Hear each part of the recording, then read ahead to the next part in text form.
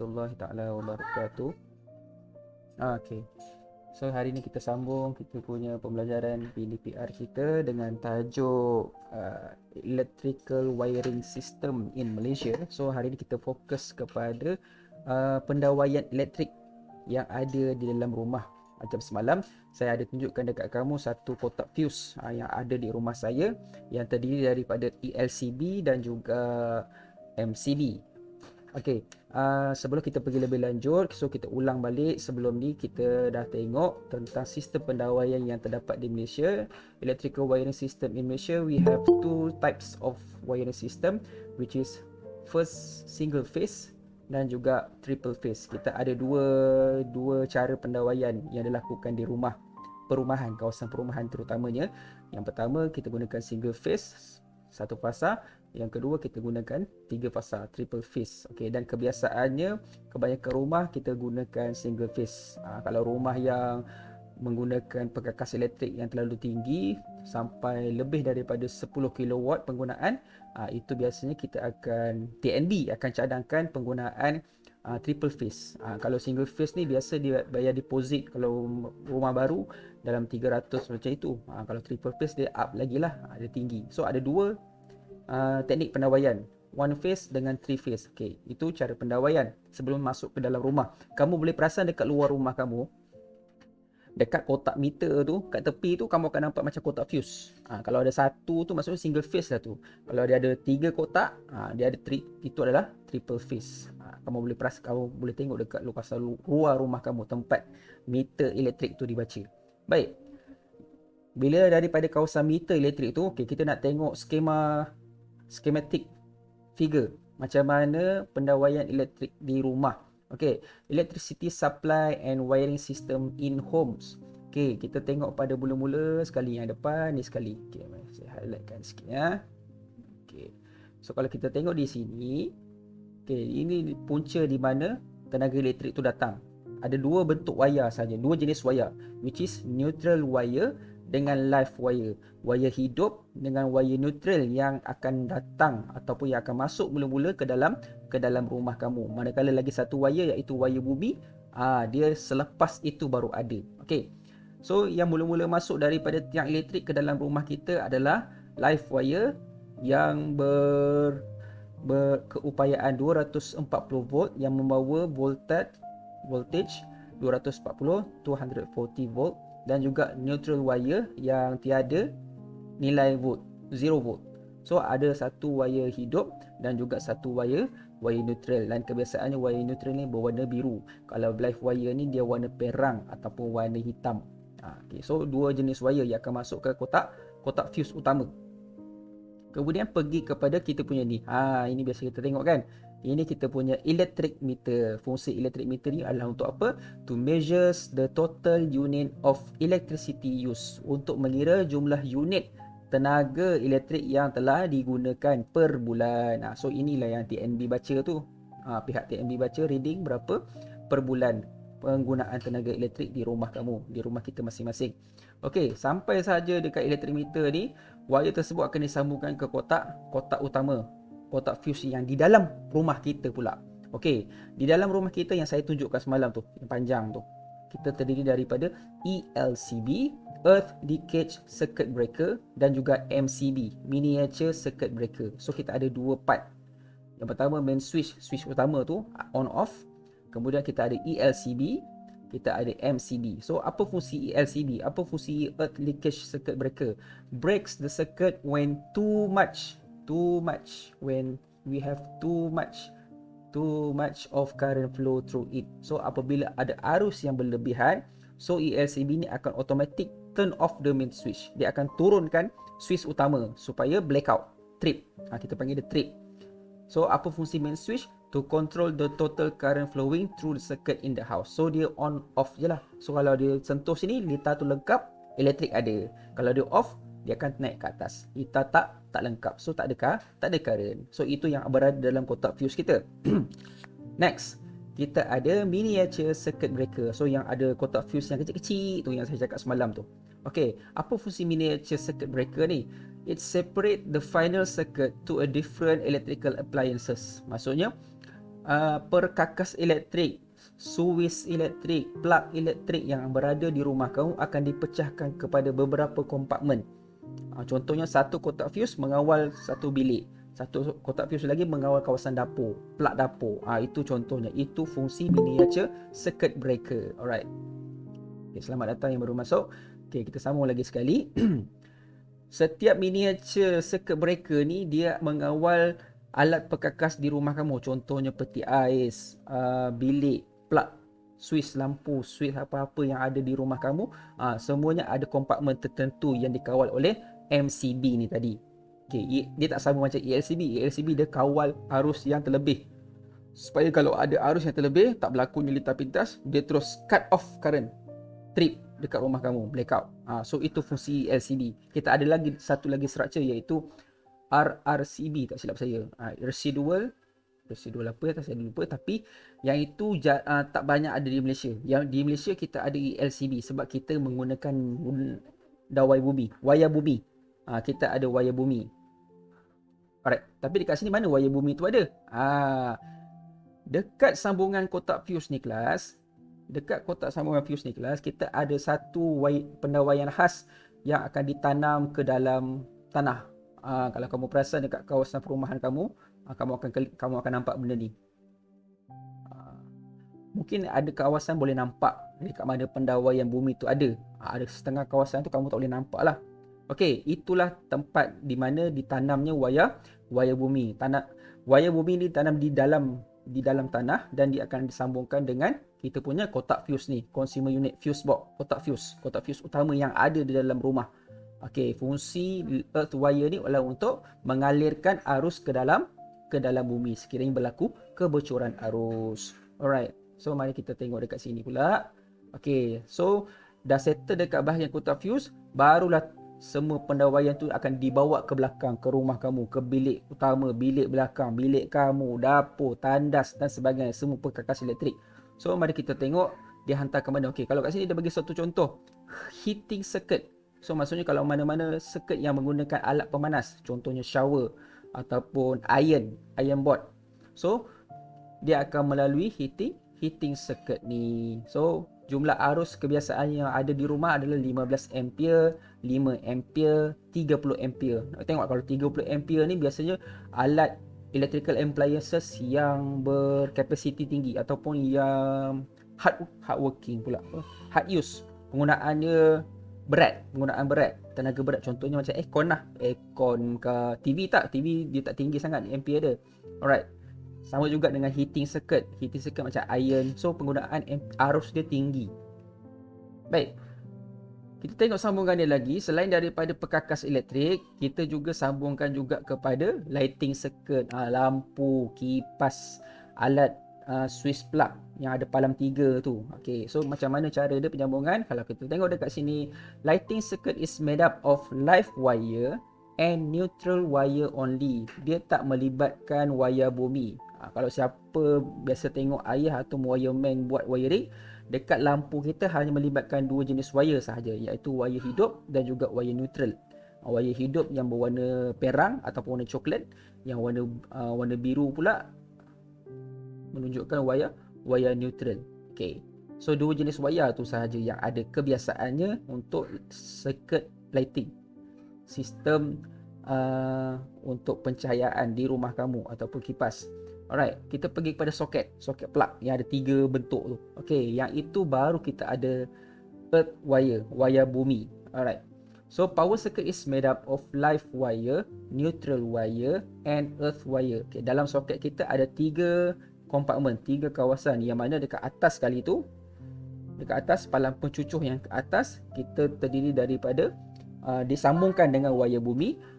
Sebahagian bawah pula terdiri daripada wire hidup dan juga wire neutral. Okey, itu asas schematic figure macam mana pendawaian elektrik berlaku di rumah. Baik, kita tengok seterusnya jenis-jenis palang pencucuh. Okey, kalau kita tengok dekat sini, setiap negara dia mempunyai bentuk-bentuk palang pencucuh yang berbeza. Kita panggil palang pencucuh ni pin plugs. Kita ada 2 type, 3 pin dengan 2 pin. Biasa ni kamu akan tengok, kalau kita dekat Malaysia kita banyak guna yang 3 pin. palam 3 pin ni, 3 pin. Biasanya macam kat Hong Kong ni. Kat India ni dia bulat-bulat. Okay, lepas tu kita ada dekat Amerika Utara, North Utara. Kalau Jepun dengan Europe, dia menggunakan palam 2 pin, 2 pin plug. Kenapa dia guna 2 pin plug? Maksudnya dia tak ada wire, dia tak menggunakan penggunaan wire bumi. There is no earth wire. Dia tak gunakan wire bumi, dia hanya gunakan live wire dengan neutral wire.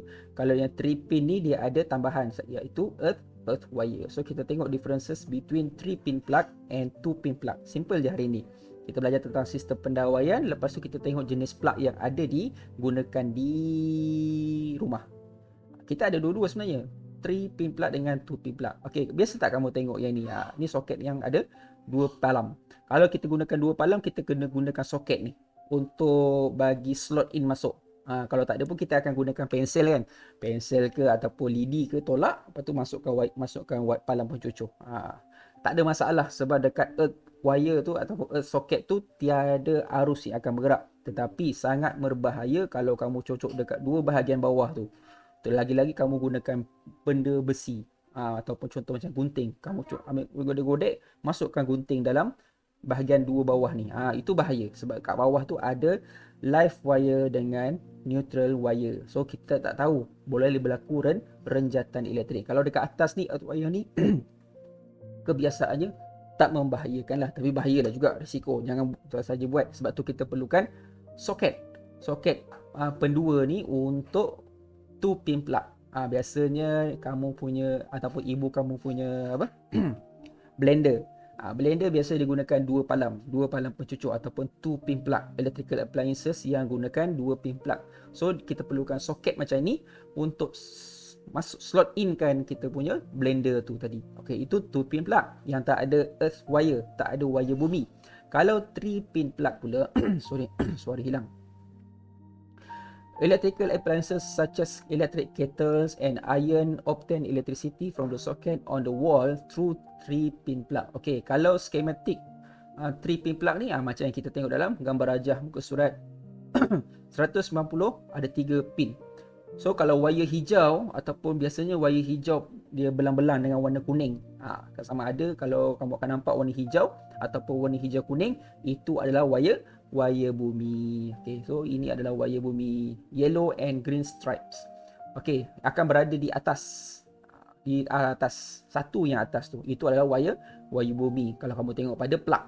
Seterusnya bahagian berdekatan dengan fuse. Okay, ini fuse kita, dia kecil, cinonet macam ni, silinder, bentuk silinder. Okay, ini adalah fuse. Fungsi fuse ni, dalam fuse ni ada wayar kecil, wayar halus. Kalau berlakunya kebocoran arus ataupun arus terlebih, fuse ni akan rosak dulu. Maksudnya wayar dalam fuse ni akan pecah dulu. So akan berlaku trip. Trip berlaku pada mana? Pada alat perkakas elektrik kamu. Bukannya trip satu rumah. Dia meletup kat situ je. Ataupun dia trip pada alat perkakas kamu je sekiranya berlaku kebocoran arus ataupun arus bertambah lebih daripada nilai yang sepatutnya. Kalau kat sini ditulis 13 ampere saja. So kalau lebih daripada tu, so dia akan breakdown. Rosaklah alat tu. So kena ganti fuse. Okey, yang sebelah dengan wire fuse tu wire bumi, wire hidup, live wire. So live wire ni kebiasaannya berwarna coklat. Okey, manakala yang sebelah kirinya pula adalah wire neutral yang biasanya berwarna biru. Okey, penting untuk kamu mengetahui warna-warna yang ada pada pendawaian di rumah kita sebab nanti kamu kena mahir buat benda ni. Mana satu nak sambungkan wire neutral, mana satu nak sambungkan wire bumi. Kalau tak ada wire bumi nak buat apa pula? So kena tahu, kena mahir apa fungsi fuse. Okey, yang itu semua kena tahu. Jangan risau, warna-warna ni adalah warna khusus sebab kita gunakan secara international, secara antarabangsa. International Color Code for Wiring. Warna-warna ni dah standard dah khusus. Jadi tak ada masalah. Dia takkan guna wire ungu ke wire kelabu ke wire hitam. Biasa kadang-kadang ada. Biasanya wire hitam ataupun wire perang, wire ni yang digunakan untuk wire wire hidup. Kalau neutral biasanya biru, wire bumi hijau ataupun hijau kuning, ataupun pun boleh jadi warna kuning. Okey, tapi eloknya kita gunakan secara standard supaya selaras, kita tak ada berlaku kesilapan pendawaian. Kita tak nak benda tu berlaku. So to ensure the safety electricity use, so dia gunakan standard punya color. Itu tujuan dia. So kalau keluar soalan dia tanya, kenapa kita kena gunakan warna yang khusus? Kenapa kita kena gunakan warna yang special? Sama juga macam kita pergi sekolah. Kenapa pergi sekolah mesti pakai baju uniform lengkap? Kenapa mesti kena pakai kasut? Dekat rumah tak pakai kasut pun? Sebab itu standard. Itu peraturannya. Berada di sekolah ada satu kawasan di mana semua peraturan perlu dipatuhi, perlu kena ikut. Kalau tak ikut, kita tak berada dalam komuniti tu. Kita macam orang asing. Itu berbeza kalau kita dekat rumah. Kat rumah pula kita ada peraturan keluarga kita sendiri, betul tak? Jadi kita kena patuh pada peraturan yang ada. Okey. So next kita tengok pada komponen-komponen keselamatan yang ada dalam pendawaian elektrik di rumah. Okey, pertama sekali kita ada switch. Switch ni ada pada kotak fuse utama kita tu, yang sebelah ELCB tu. Ada tak siapa-siapa yang dah try tekan push button yang saya kata dekat ELCB tu? Kalau tak ada, boleh try hari ni.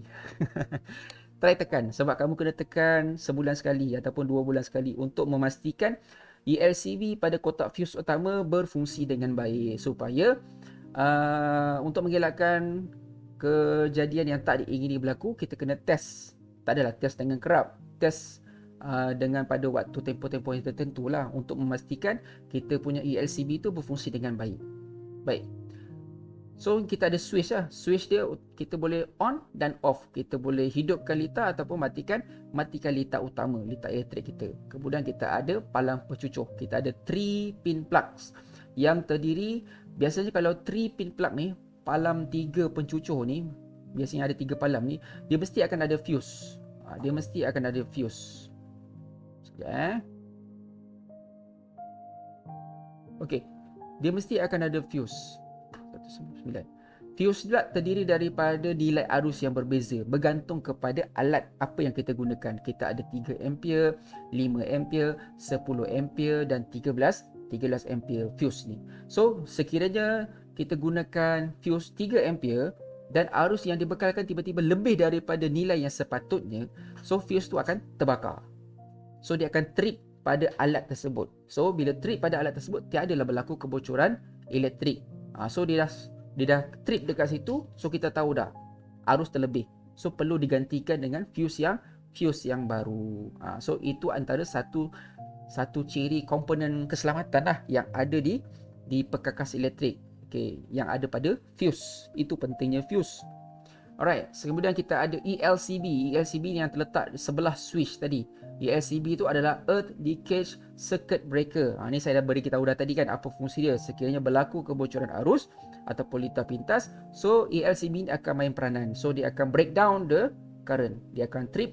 So automatic elektrik dekat rumah kita akan terpadam. Contohnya macam kilat. Kalau selalu dekat Cenderawasih Balat, dekat kawasan-kawasan Kampung Rendah Punggol sana tu, kilat sangat kuat. Dia akan thunderstorm kan, kilat sangat kuat. Jadi ELCB ni akan berfungsi. Kalau ELCB ni tak berfungsi, waktu kilat dia tak turun pun, tak trip. Sepatutnya bila waktu kilat ada, arus pasti akan ada mengalir sedikit ke dalam sistem pendawaian menyebabkan overflow. Jadi ELCB ni berfungsi untuk membawa arus yang berlebihan tadi ke dalam bumi. Jadi dia akan trip sistem elektrik blackout. So sangat penting fungsi ELCB ni tadi. Begitu juga dengan MCB. MCB adalah Miniature Circuit Breaker. Miniature tu pun maksudnya mini. Untuk satu unit yang kecil, contohnya dekat kawasan bilik kamu, bilik tidur ibu kamu ataupun kawasan ruang tamu, dia kontrol satu kawasan tu, dia kontrol lampu, dia kontrol kipas, dia kontrol semua plug-plug yang ada dekat situ, switch-switch yang ada dekat kawasan ruang tamu. Satu miniature, satu MCB. MCB ni pun berada di dalam kotak fuse utama. So yang berada dalam kotak fuse utama dalam gambar rajah ni adalah switch, ELCB dan juga MCB. Alright. Dan kita ada earth wire. So pentingnya wire bumi. Kalau simbol ni kita boleh tengok, simbol dia macam ni. Cuba tengok. Simbol dia T, lepas tu dia ada tanah macam ni. So itu menunjukkan wire bumi ada di kawasan rumah kita. So kalau kita buka palang pencucuk, kalau nampak dekat atas tu ada wire, itu adalah wire bumi. Wire bumi penting untuk mengalirkan arus yang bocor ke dalam tanah, ke bumi, hantar semula ke bumi. Dan kebiasaannya kalau kamu perasan dekat sekolah kita ada benda ni, lighting conductor. Lighting conductor ni dia akan receive thunderstorm ataupun tak adalah dia macam terima tanda kilat. Kalau katalah berlakunya kilat yang banyak di kawasan perumahan ataupun kawasan sekolah kita biasanya, so lighting conductor ni dia akan tarik, dia akan ambil cas yang banyak dekat thunderstorm tu tadi untuk dialirkan ke dalam bumi bagi mengelakkan berlakunya leakage ataupun litar pintas kepada kotak fuse utama elektrik di sekolah ataupun di rumah. Itu pentingnya lighting conductor. So kita ada 6 kompartmen ataupun 6 komponen keselamatan elektrik yang ada di rumah ataupun di sekolah. Alright. So kita tengok pada komponen yang seterusnya iaitu fuse. Apa fungsi fuse? Dalam fuse ni sendiri, kalau kita tengok dekat sini, kita ada cap, penutup cap, metal conduct cap. Dia ada penutup macam topi yang logam, penutup logam. Sebelah sini pun ada penutup dia. Kalau kamu tengok kat tengah-tengah dalam dia tu ada fuse wire, ada wire halus dan di dalamnya terdiri daripada gas nitrogen ataupun diamond quartz particle. So dalam ni ada gas nitrogen dan juga gas porcelain casing. Dia balut dengan kaca. So fungsinya apa? Sekiranya berlaku arus yang terlebih daripada nilai yang sepatutnya, kat sini kita tulis 5 ampere. So kalau lebih daripada 5 ampere, fuse wire ni akan terputus menyebabkan alat perkakas elektrik tu trip, tak boleh guna. So nanti kalau kita tengok, fuse dah terbakar, so kita gantikan saja fuse tersebut. So dekat sini dia kata fuse as shown on figure 6.33 shows a fine and short wire that heat up easily and melts when the current flowing through it exceed the value of the fuse.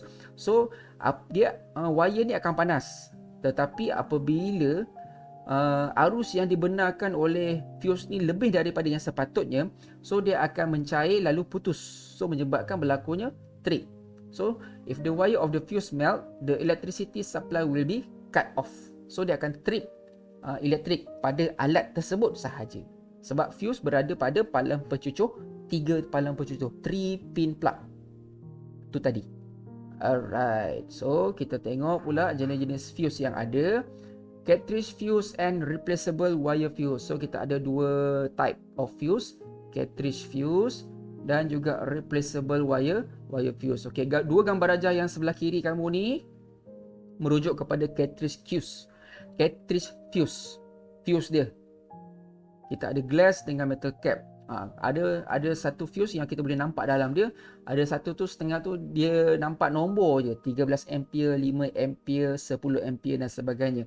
Manakala replaceable wire fuse ni pula adalah fuse yang boleh digantikan. Replaceable wire fuse installed with a fuse wire. Dia dah dekat situ dalam bentuk macam ni. Ada fuse wire dekat bawah tu, replaceable. Kita boleh gantikan dia lah. Replaceable, salah sebut, replaceable.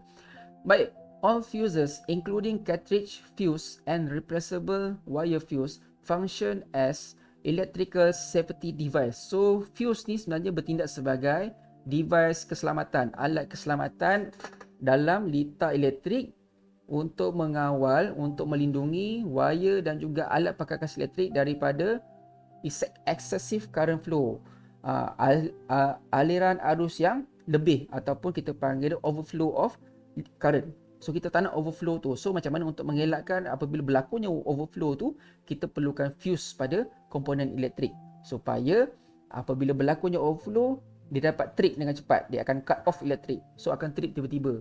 Kalau benda tu tak berlaku, boleh berlakunya litar pintas. Kita tak nak benda tu berlaku. So kat sini budak ni tanya, what is the maximum current that can flow through a 3-pin plug installed with a 13 ampere of fuse?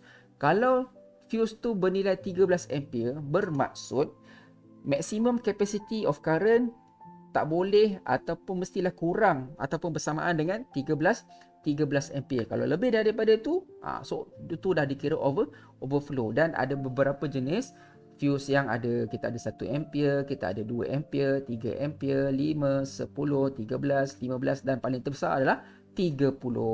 So pemilihan fuse memainkan peranan penting untuk keselamatan alat perkakas elektrik di rumah. Choosing the value of fuse depend on the value of maximum current that flows through a circuit or electrical appliances. The fuse to be used should have a value which is slightly higher than the maximum current that flow through a circuit or electrical appliances in normal operating condition. For example, dia bagi contoh dekat sini, cerek electric kettle that use a maximum electric current of 11.34 ampere should be installed with a 13 ampere of fuse. So, dekat sini penggunaan arusnya lebih kurang dalam 11.34 cerek elektrik. Jadi fuse yang perlu digunakan tak boleh kurang daripada 11 ni, mesti lebih daripada 11. So kita akan gunakan 13 ampere. 15 boleh, tak ada masalah. Tapi dia biasanya kita ambil slightly different. Mesti lebih sikit daripada nilai current yang dibekalkan. So dekat sini kalau 11 kita akan gunakan 13. Alright. So kita settle pada pendawaian elektrik di dalam rumah dan juga komponen-komponen elektrik yang memberikan ciri keselamatan kepada rumah kita. So memang kita kena buat daily maintenance, bukanlah daily maintenance, daily maintenance. Kita kena tengok berfungsi ke tidak ELCB kita di rumah, MCB kita di rumah, kita punya fuse pada alat perkakas elektrik, kita gunakan 3 pin ke, kita gunakan 3 pin ke, apa kelebihan 3 pin, apa kelebihan 2 pin. Tak kata palam 2 pencucur, 2 pin plug, kita tak kata dia tak bagus. Dekat negara-negara luar, terutamanya Europe, dia gunakan 2 pin saja, dia tak gunakan 3 pin. Dia tak ada wayar bumi pun. Kenapa dia tak gunakan wayar bumi? Dekat Eropah tak ada guna wayar bumi, dia gunakan 2 pin saja. Dekat sana dia gunakan sistem bukan ELCB, dia tak ada pendawaian secara bumi, dia ada RRCB tak silap saya. Nanti cuba Google, cuba cari. Jadi sebab itulah kadang-kadang kalau kita beli barang perkakas elektrik yang bukan buatan Malaysia, kebiasaannya dia gunakan dua pin. Jadi kita boleh tukar tak 2 pin ni kepada 3 pin? Boleh tak kita tukar? Cuba fikirkan. Boleh tak kita tukar palam 2 pin kepada palam 3 pin? Katakanlah kita beli alat elektrik dekat negara luar, negara Eropah contohnya. Kamu beli mixer ke, kamu beli blender ke, ataupun beli lampu yang hanya ada 2 palam saja. Boleh tak 2 palam tu kita tukar kepada 3 palam? 2 pin tadi kita tukar kepada 3 pin. Satu persoalan yang kamu cuba fikirkan dan cuba dapatkan jawapan. Right. So, setakat ini sahaja kelas kita selama setengah jam sahaja. So, untuk penjimatan data. Jadi, saya harap kamu faham penjelasan simple ni. Hari ini kita belajar tentang pendawaian elektrik di rumah dan juga fungsi-fungsi komponen elektrik yang mengandungi ciri-ciri keselamatan di rumah kita. Terutamanya fuse, ELCB, MCB dan juga palang pencucur. Dan sekiranya tak ada soalan, saya nak kamu cuba lengkapkan aktiviti. Tak apalah, nantilah dulu. Nanti saya akan cerita dalam grup. So fahamkan ni dulu. So pada mana-mana siapa-siapa yang tak dapat tengok secara Google Meet, nanti saya akan sharekan link YouTube untuk ditonton. Okey, ada apa-apa soalan?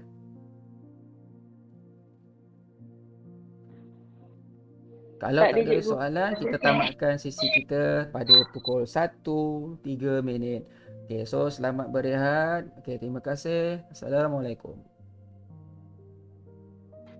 Terima kasih, sir. Thank you, sir. Welcome. Thank you, sir. Welcome.